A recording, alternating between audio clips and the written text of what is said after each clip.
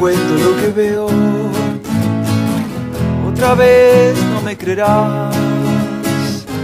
Hace tanto que lo siento y prometo continuar, intentando que las cosas sean más simples esta vez. Deberías contar. Esa misma historia se va a trasladar en el tiempo en cuanto a la relación entre ellos dos, el encuentro. Podría buscar similitudes y semejanzas al día de hoy con variantes.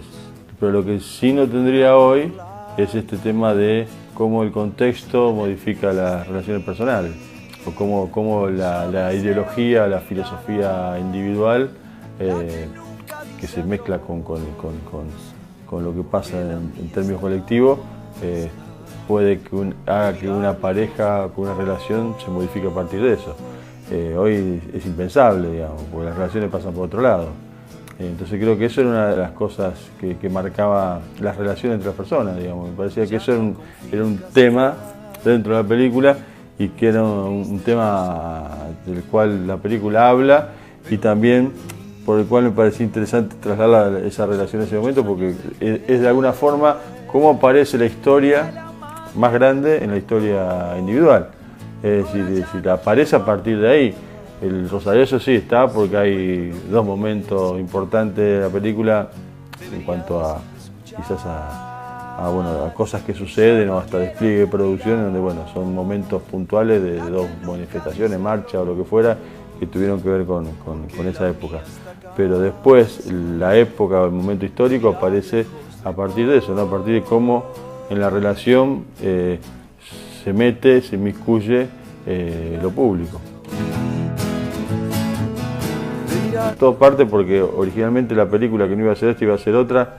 El personaje protagónico era una mujer, eran dos mujeres en realidad, y esta película es como que se desgrana de esa otra, en donde vuelve a aparecer esta mujer, de alguna manera prima lejana de la otra, que es la protagonista. Y a partir de esa mujer empiezan a aparecer también los otros, entonces de alguna forma quedaba ella como protagonista, ¿no es cierto?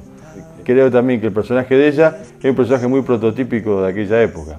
Es decir, una mina que viene de una familia más bien conservadora, muy gorila, y que decide romper con todo el esquema con el que fue criada. Que fue un poco gran parte de la juventud que se metió después en la militancia revolucionaria en los 60-70, tuvo ese origen, ¿no es cierto? Es decir, como clase media acomodada, que de un día para el otro decide romper con toda la tradición familiar. Es decir, en ese sentido no hay nada nuevo, lo que sí hay, bueno, me parece que es interesante cómo le aparecen a esta mujer las contradicciones y cómo trata de resolver qué hacer con esas contradicciones. Solo despierta, no temas a cruzar la calle de hoy, la llave está en tus manos, desde hace tiempo, úsala.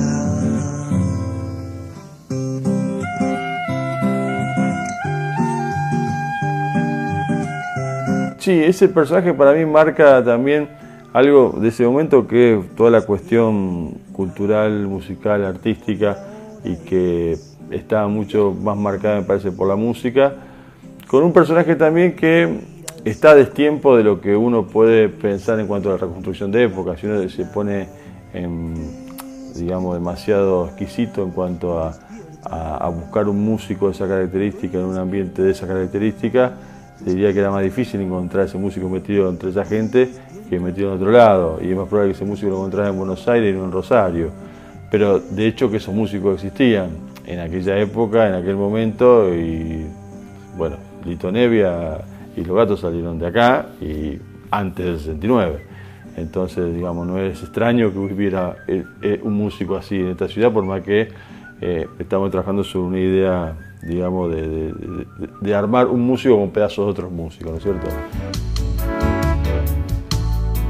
Yo en realidad lo llamé porque me parecía que una película de esa época, necesitaba tener algún tema de aquella época sí o sí, y si para colmo una película rosarina y transcurría en Rosario, me parecía que algún tema de Los Gatos tenía que haber, o de Lito Nevia.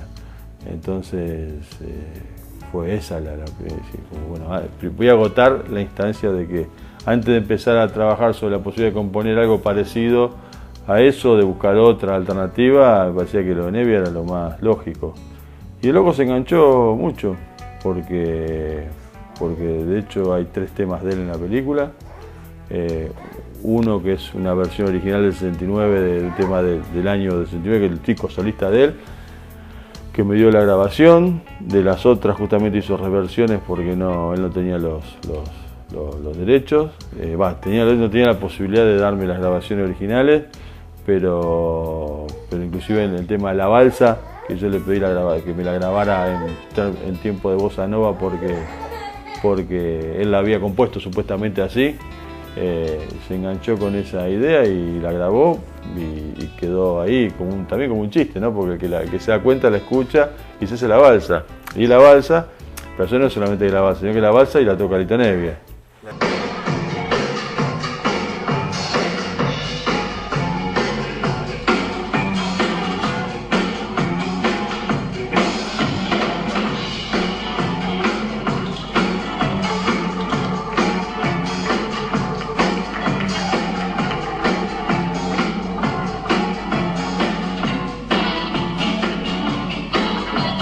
Seguramente que hay algo, porque a mí una película me gustó mucho, me gusta mucho. Creo que la diferencia tal vez está en que es más cerrada todavía, me parece, Los Amantes Regulares y gira en torno a otras cosas, pero creo que tiene algo del espíritu de la película. No en términos de copia, ¿no? Pero sí tiene alguna cosa así de cercanía en cuanto a alguna búsqueda en relación también a la lectura de la época.